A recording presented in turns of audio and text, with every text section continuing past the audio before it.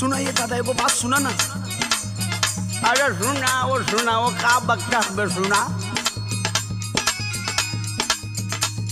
बनाओ तनी खैनी सुना बुढ़ऊ दादा हो बनाओ तनी खैनी।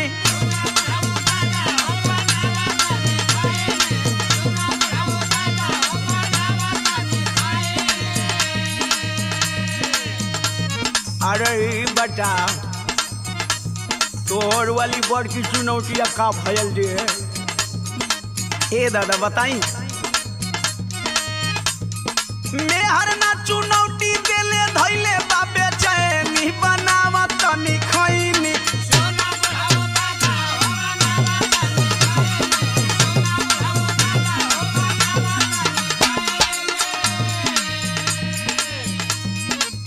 यहाँ का अर्थ हुआ हो?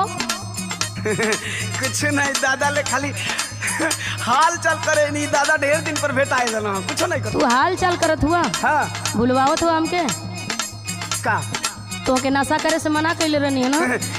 ए दादा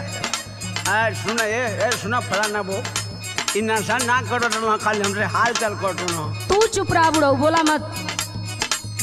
अब तू हम हूँ के जटबू।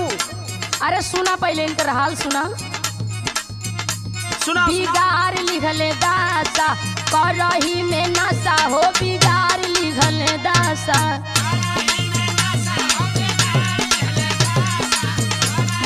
हीरो जैसन लागत रहला हो गईला बतासा बिगाड़ लिहल दासा।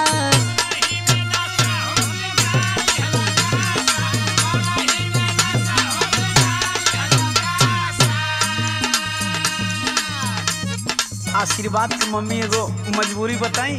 अब भूलवा मत हमके। सुनू का सुनाओ तो बोला। आदत धराई दिहले साथे के संगतिया। अच्छा ये कैसन आदत है जवन छूट ना सकत है?